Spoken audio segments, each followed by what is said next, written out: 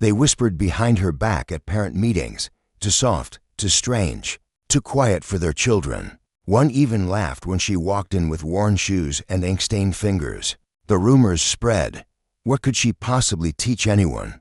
But none of them knew what lay sealed in the envelope she never spoke of, locked in a drawer she never opened.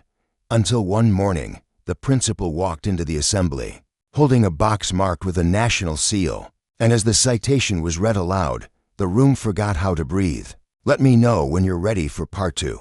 Set up 1,500 words. Every school has that one teacher, quiet, unassuming, always present but rarely noticed. At Ridge Hill Primary, that teacher was Ms. Annika Weber. She arrived each morning at 6:40 sharp, 15 minutes before the janitor unlocked the doors. Her walk from the bus stop was long, half a kilometer through residential streets. Rain or frost, but she never missed a day. She carried the same canvas bag year after year, patched at the corners, stuffed with laminated flashcards, lesson plans, and well-worn picture books. Some said she had no car. Others claimed she refused to drive. No one knew for certain. To the children, Ms. Weber was calm and gentle. She spoke softly, made eye contact when they answered, and always remembered. Who liked drawing cats, who feared loud noises, and who never brought lunch. She taught 3rd grade, room 3B, an aging room with creaky floors and water-damaged ceilings. She brought in her own curtains to brighten the space, her own kettle for tea, her own box of tissues, which the kids called the magic box, because it never seemed to run out. The children noticed things the adults didn't. They noticed how Ms. Weber stayed late after everyone left, how she gave her winter coat to a student once and wore a thin sweater all December, how she stood still when the fire alarm rang, as if listening for something beneath the sound. But to many of the parents, Ms. Weber was insufficient. She didn't dress like the other teachers. Her shoes were scuffed, her hair cut short in a style that felt out of step. She didn't socialize at staff gatherings, and she always sat at the far end of school events, never quite at the center, never quite absent. At parent-teacher conferences, her voice was too soft, her feedback too compassionate. Some said she lacked authority, others said she lacked presence. One father, Mr. Hartman, whose daughter Clara sat in row 2, once joked during a PTA meeting, "She teaches like she's afraid of her own shadow." Laughter followed, thin and nervous. Still, Ms. Weber never reacted, not to the dismissive tones, not to the parents who questioned her qualifications in emails to the principal, not even to the whispered rumors that she only had the job because the district was desperate for staff. She just kept teaching. The cultural setting of Ridge Hill was complicated, upper middle class, conservative in values, competitive in ambition. Parents compared test scores. They lobbied for stronger math programs and stricter rules. Children were viewed as future professionals, and teachers were expected to be polishers of potential, not caretakers of fragile minds. Ms. Weber didn't fit the mold. She taught poetry in math class. She asked children how they felt before handing out worksheets. She let them write their names in cursive even when the school had stopped teaching it. She displayed drawings on the windows, not the mandated comprehension charts. One mother, Mrs. Kruger, complained, "My son says she lets them read fairy tales during science period. That's not real teaching." And slowly, the perception spread. Ms. Weber was nice, but ineffective, kind, but outdated, harmless, but not what Ridge Hill needed. What few noticed, what few cared to notice, was that her students were thriving. The shy ones spoke more. The anxious ones stopped biting their nails. The lonely ones made friends. But in Ridge Hill, emotional growth wasn't tracked in spreadsheets. It didn't show up in charts. The principal, Mr. Lang, had his doubts too. He'd received several anonymous letters complaining about lowered standards and lack of academic discipline in room 3B. He never confronted Ms. Weber directly, but his tone changed. His hallway greetings shortened. He stopped asking her opinion in staff meetings, and yet, every morning, Ms. Weber showed up, sat with the child who cried before class, cleaned the spilled paint without reprimand, gently corrected the boy who misspelled courage as courage, and said, "That's closer than you think." There was one drawer in her classroom that no one touched, locked, wooden, Old-fashioned. The key stayed on a thin chain around her neck. Even the janitor avoided it during deep cleans. A rumor among the kids claimed it held treasure chocolates, maybe, or secret stamps. One curious boy once peeked when she stepped out and found nothing but a sealed envelope and a folded military-style certificate. He said nothing, though. Something about the stillness of the drawer made even the rowdiest go quiet. Ms. Weber never mentioned her past, but some wondered. Once, a new substitute teacher asked her during lunch if she'd always wanted to be a teacher. Ms. Weber smiled faintly and replied, "No, it's what I needed to become." The substitute didn't ask again. The only staff member who seemed to understand her was the janitor. Herr Schultz, an old man who wore gloves even in summer. He once said softly to the librarian, "She's seen more than any of us. That's why she moves like that." But Ridge Hill didn't care for mysteries. It liked resumes, scores, command. And so, the annual evaluation approached. Whispers circled. Some parents demanded a change, a replacement. They wanted someone dynamic, someone with new energy. A committee meeting was held. Ms. Weber wasn't invited. In her classroom, she still knelt beside desks to help with spelling. She still let children doodle in the margins of their tests. She still carried that canvas bag home, patching it again when a seam tore in the rain. One Monday morning, something unusual happened. A formal letter from the Federal Office of Defense was hand-delivered to the principal's desk. He opened it, paused, and reread the contents 3 times. Later that day, he walked silently to room 3 bytes and asked Ms. Weber to step into his office. She followed without question, her key still around her neck. She was in there for exactly 11 minutes. When she returned, she taught the rest of the day as usual. Read a story aloud, smiled at each child, closed the drawer with its secret, and said gently as they left, "Tomorrow we'll paint rivers." The next morning, the assembly was called. Everyone would attend. No one knew why. But something had shifted in the air. The auditorium hummed. With subdued curiosity, parents filled the back rows, whispering theories. The students sat cross-legged at the front, fiddling with shoelaces, unsure why the day's lessons had been replaced by this sudden special announcement. Teachers lined the walls, casting sideways glances at one another. Everyone felt something was coming. No one knew what. Ms. Weber sat near the edge of the stage, not in the center, not behind a podium, just a single wooden chair beside the principal. Her canvas bag rested quietly beside her feet. She looked calm, like someone who had weathered storms before and no longer flinched at thunder. Principal Lang approached the microphone with an expression torn between authority and unease. "Good morning," he said.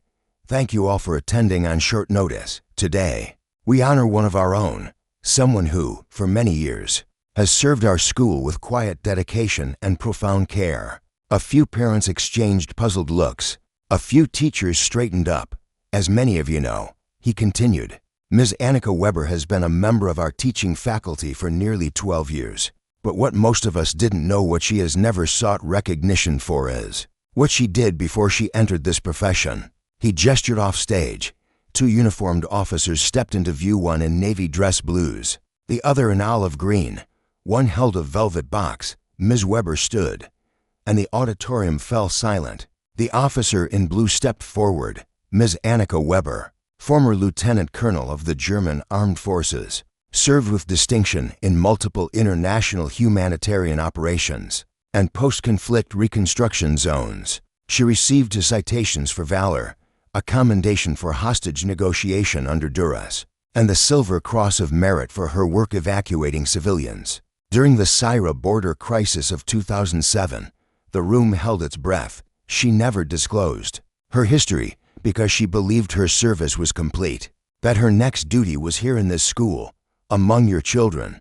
The officer opened the box. Inside lay a gleaming medal, embossed with the Federal Eagle, the Medal of Honor for Civil Bravery.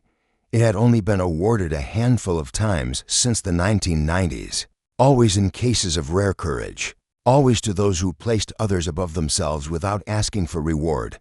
The sergeant pinned the medal to her chest, then saluted. Ms. Weber, with quiet precision, returned the gesture. then sat back down. For a long moment, the room did not know how to respond. Then someone clapped one child, then another, then a wave of applause rolled through the hall. But even within that sound, there were undercurrents of awe, of embarrassment, of reckoning, because the story was no longer about a tired old teacher with mismatched clothes. It was about everything people had missed, by not asking, by assuming. Later that week, things shifted, but not entirely for the better. The parents who had once criticized her now praised her in emails, some embarrassingly overzealous. They sent flowers. They tried to start fundraisers in her name. The PTA wanted to name an award after her. But not all praise is pure. Some of it is guilt. Repackaged, others whispered that she had manipulated them, that withholding her past had been a way to control the narrative, to force sympathy. She should have told us, one parent muttered in a hallway. We would have treated her differently. That, of course, was exactly why she hadn't, and Ms. Weber knew it. Principal Lang, sensing a PR opportunity, wanted to feature her in a local news segment. She declined, gently, firmly. "I'm here to teach," she said. Behind closed doors, conflict simmered. Some parents questioned whether her military past made her too rigid for younger children. Others said the trauma she must have endured made her unfit for emotional guidance. One even wrote to the school board anonymously. "Decorated veterans don't always make the best teachers. We need stability, not silence." A new kind of misunderstanding had emerged, not based on dismissal, but distortion. Before, she was judged for seeming too soft. Now, she was judged for having once been strong. And still, she never responded in kind. Not in emails, not in meetings, not even when one father cornered her in the hallway and said, "You should have been honest with us from the beginning. We're entrusting you with our kids." She looked at him calmly and replied, "Yes, and I've never broken that trust." The students, on the other hand, responded differently. They didn't ask questions about medals or missions. They just started sitting up straighter when she entered the room. One boy offered to carry her bag. A girl drew her in a crayon sketch cape, medal and all. She taped it to the wall next to the alphabet chart. In class, nothing changed. She still read poems aloud, still encouraged them to ask how they felt, still let them draw rivers in blue and green and whatever colors they imagined. Water might be in dreams, but within the staff room, division crept in. Some teachers, previously indifferent, now tried to befriend her. Others kept their distance, unsure how to relate. One even said to her in passing, "Must be nice, having a medal to shut people up." She simply said, "I never wanted silence. I wanted understanding." But understanding, she knew, is earned, never demanded. A board meeting was scheduled. The question on the agenda was whether Ridge Hill should revise its policies to ensure full disclosure of staff background, particularly regarding military history. The implication was clear. Ms. Weber had become a symbol, and some people didn't like symbols they couldn't control. At that meeting, the debate turned sour. One board member said, "Parents have a right to know who is shaping their children." Another asked, what else might be hidden? It wasn't about Ms. Weber anymore. It was about control. Fear disguised as policy. She was invited to speak. She declined, but she sent a letter brief, handwritten. "I have nothing to hide, but I will not turn my past into a currency to purchase present respect. I serve by being present, by listening, by caring. That is enough." The letter was read aloud, and something in the room shifted. One teacher stood and said, "She's the best among us." Another followed, "She taught my son courage," without ever raising her voice. Then, to everyone's surprise, an older man in the crowd stood up, someone few recognized at first. Herr Schultz, the janitor. He walked to the front and spoke plainly. "She saved my sister's family in 2007, in a refugee camp. No cameras, no medals, just a cold night, and one woman who refused to leave them behind." Silence followed, not discomfort, but reverence. The motion to require disclosures was voted down, unanimously. But the battle wasn't just in meetings or memos. It lived in daily gestures, a parent's changed tone, a colleague's quiet apology, a student's newfound confidence. And through it all, Ms. Weber remained who she always was, quiet, precise, patient, She didn't need the applause, or the headlines, or the apologies that came too late. She needed only what she had always needed: a room, a circle of children, and the freedom to teach them the value of kindness not through lectures, but by living it. Every single day. It was the Friday before the winter break when everything quietly, powerfully shifted. The air was filled with a nervous, excited, chill children whispering about presents, snow, and rumors of hot cocoa in the lunchroom. Teachers wore holiday-themed scarves. The walls sparkled with student-made decorations, paper stars, felt hearts, glitter-glued snowmen. The whole school pulsed with anticipation of rest, of relief. In room to be, Ms. Weber ended the day like she always did, with a book, but not the usual one. Today, she said gently, "I'm reading a letter. One I once wrote, but never sent." The children blinked at her. "It's about a girl I met a long time ago," she continued. "She was your age, maybe younger. Her family had walked for days to escape something very bad. They were tired, cold. She didn't speak my language, and I didn't speak hers. But one night, she reached out and held my hand, and I realized she didn't need words. She needed someone to stay." The room went quiet. Even the fidgeters sat still. "That girl taught me something. Bravery isn't loud. It doesn't always wear a uniform or hold a microphone. Sometimes it's just staying with someone when they're scared and not leaving."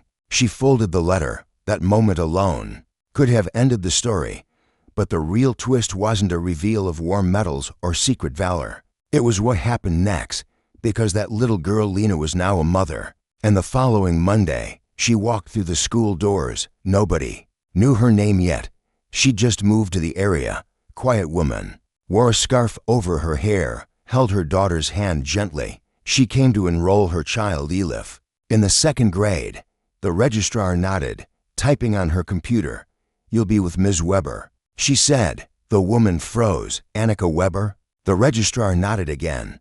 "Yes, she's been with us for years." And Lena, grown now, carrying more than any paperwork could reveal, began to cry. Later that day, Principal Lang escorted her to room to be. Ms. Weber had just finished reading groups and was clearing a stack of sentence cards. Lang cleared his throat. "Ms. Weber, this is Mrs. Ukar. She's enrolling her daughter in your class." Ms. Weber turned and froze. Lena smiled, her eyes filled with tears. "You stayed," she whispered. The teacher's hand rose slowly to her mouth. She stepped forward. No medals, no cameras, just two women who had once shared the weight of the world in a wordless, freezing night, and a little girl peeking curiously. Between them, "I never forgot you," Lena said. "You were the only one who looked at us like we mattered." Ms. Weber knelt down, looked Elif in the eyes, and said softly, "Welcome." The word carried decades inside it. From that day on, everything changed, not because Ms. Weber had proven anything, but because someone else had remembered for her. The school buzzed again, but this time, it wasn't gossip or debate, it was reverence. A former refugee had returned, not for recognition but for her child to be shaped by the same hands that once saved her. Lina's story spread slowly, organically. She hadn't come to make a statement, but the truth has a way of finding light. One teacher who had doubted Ms. Weber for being too quiet now requested to shadow her class to learn her methods. Another who had once dismissed her as rigid apologized for not understanding what calm strength looked like. The parents, too, took notice. The same PTA group that had tried to replace her now invited her to speak, not about her past, but about education, about presence, about how to truly see children. She declined the spotlight again. Instead, she invited them to come sit in her classroom, to watch, to listen. One father did. He sat in the back row, arms crossed at first, but by the end of the hour, he found himself leaning forward, captivated not by discipline or lectures, but by the way Ms. Weber managed chaos with a nod, calmed conflict with a hand on a shoulder, and gave the quietest child the loudest courage. He approached her afterward. "I was wrong," he said. "I saw what I wanted to see, not what was there." She nodded. "That happens to all of us." That humility, the refusal to gloat, the ease with which she forgave became the final twist in the story. The true weight of the Medal of Honor wasn't in the ribbon or the medal. It was in the way Ms. Weber treated people after they failed her. Without resentment, without the need for vindication, she simply continued to teach, to care, to stay. That winter, the school hosted a small event, not an awards ceremony, but a community night. Parents, students, and staff were invited to share one story each about someone in the building who had changed their lives. A dozen stories were told, some funny, some tearful. Then Lena stood up. She spoke slowly, her daughter at her side. I came here to find a good teacher for my child. I didn't expect to find the woman who once held my hand in a war zone. She didn't remember me at first, but I remembered her. Because you never forget the person who chooses to stay. She turned to Ms. Weber. You taught me what it means to be safe, and now you're teaching my daughter the same. A silence fell again, not the awkward kind, the sacred kind.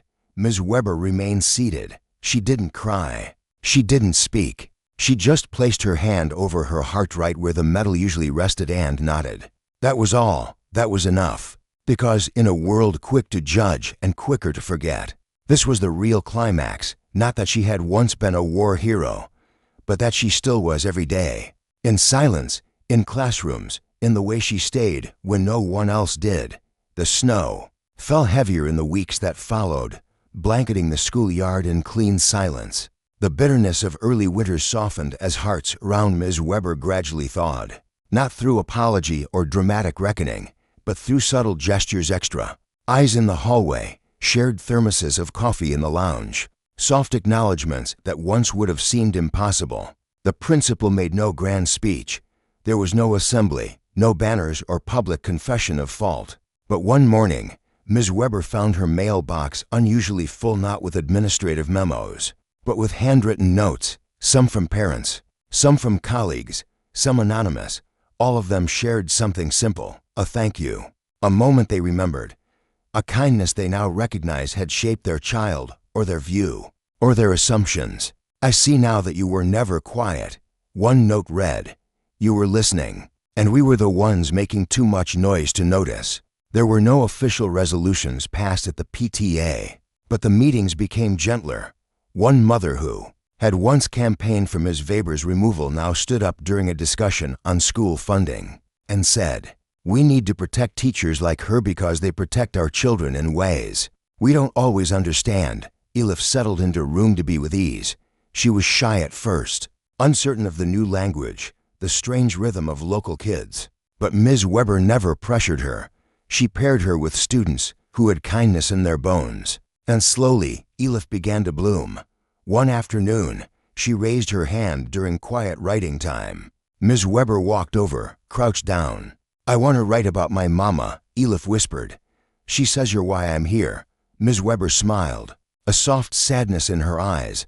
Then let's make sure her story shines, in many ways. It was that sentence that sealed the season. The legacy of a teacher was no longer bound by lesson plans or testing scores. It lived in the children, in the stories they learned to tell, and in the silences they were taught to honor. As the year turned and the snow began to melt, Ms. Weber received an envelope in the mail, not from the district or the ministry, but from a former student now serving abroad. Inside was a photograph, a soldier standing tall in uniform, holding a sign that read, you taught me courage before I ever wore this. Below it, I heard what happened. You didn't deserve it, but you rose higher than all of it. Thank you. She placed the photo beside the medal in her living room, not out of pride, but as a quiet reminder that dignity doesn't come from recognition.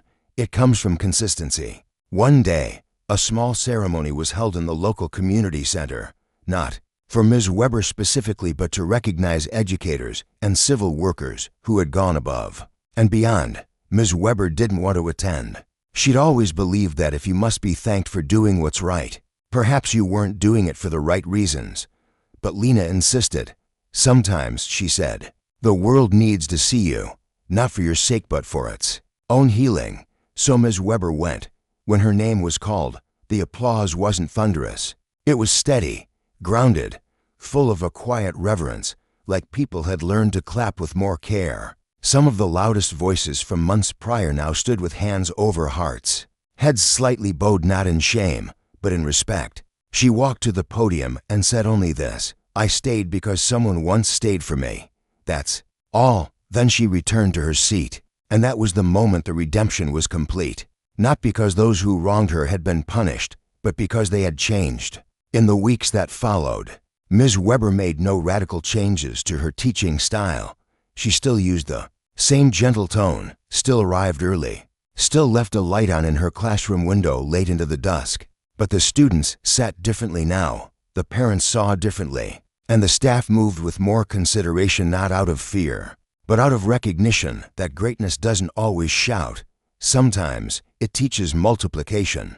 Sometimes it braids a child's hair after gym class. Sometimes it just holds a hand in silence. Justice hadn't come in the form of a lawsuit or a headline.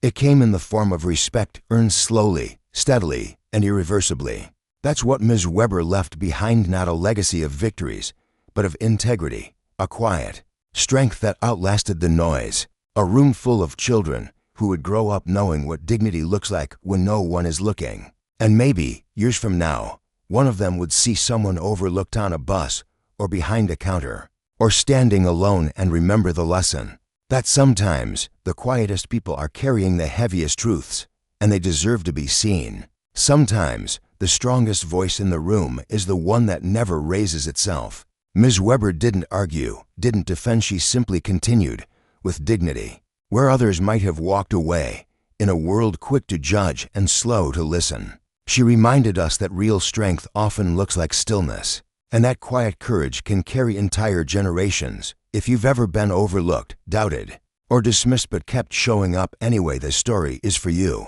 And if someone like Ms. Weber once changed your life with nothing more than patience and belief, take a moment to remember them now. Comment with the word if this story moved you, because dignity deserves to be seen, honored, and protected.